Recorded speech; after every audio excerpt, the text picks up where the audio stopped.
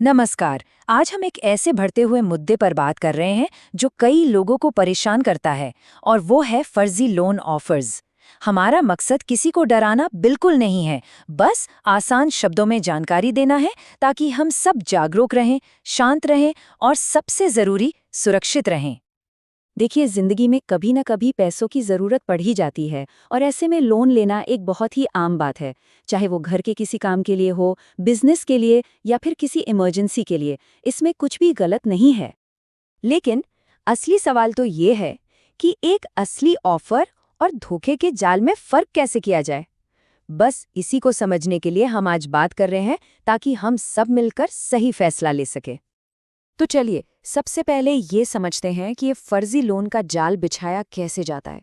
आखिर धोखेबाज इतने आकर्षक लेकिन झूठे ऑफर्स बनाते कैसे हैं कि लोग आसानी से उनकी बातों में आ जाते हैं। तो होता क्या है, अक्सर एक मैसेज आता है, 5 लाख तक का लोन तुरंत, कोई कागज नहीं। अब ये सुनने में कितना अच्छा लगता है ना।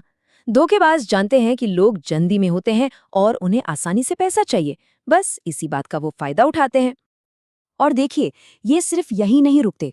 वो कहते हैं क्रेडिट स्कोर खराब है, कोई बात नहीं, लोन मिनटों में अप्रूव हो जाएगा। इस तरह के ऑफर्स खास तौर पर उन लोगों को लुभाने के लिए बनाए जाते हैं जो शायद आर्थिक रूप से थोड़ी मुश्किल में हैं, या जिन्हें लगता है कि बैंक तो उन्हें लोन देगा ही नहीं। ये एक तरह का इमोशनल ट्रैप है। अच्छा, तो मान लीजिए किसी ने इन फर्जी ऑफर्स में दिलचस्पी दिखा दी, तो इसके बाद ये पूरा स्कैम काम कैसे करता है। आइए अब उस पूरी प्रक्रिया को स्टेप बाय स्टेप समझते हैं। ये पूरा खेल आमतौर पर 4 कदमों में होता है। पहला, वो एक ऐसा ऑफर देते हैं जिसे मना करना मुश्किल लगे। दूसरा, और ये सबसे जरूरी स्टेप है, वो आपसे एडवांस में फीस मांगते हैं। तीसरा, वो आपके पैसे और आपकी निजी जानकारी दोनों ले लेते हैं। और आखिर में वो गायब हो जाते हैं। तो ये अपफ्रंट फीस आखिर है क्या?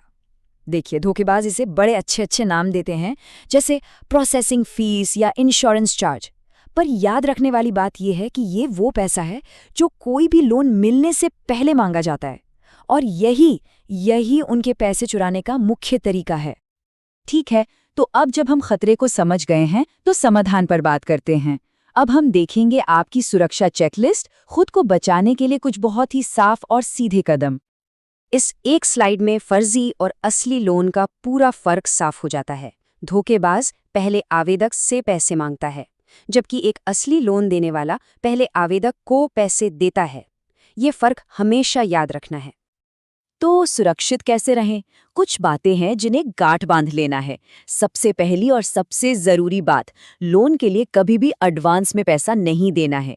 दूसरी बात, हमेशा चेक करें कि जो कंपनी लोन दे रही है वो रजिस्टर्ड है भी या नहीं। अपनी पर्सनल डिटेल्स जैसे आधार और पैन ये फोन पर किसी को नहीं देना है। और हाँ, एसएमएस या व्हाट्सएप पर आने वाले ऑफर्स से तो दूर ही रहें। सिर्फ और सिर्फ भरोसेमंद ऑफिशियल बैंक ऐप्स का ही इस्तेमाल करें। और सबसे जरूरी, जल्दबाजी बिल्कुल नहीं।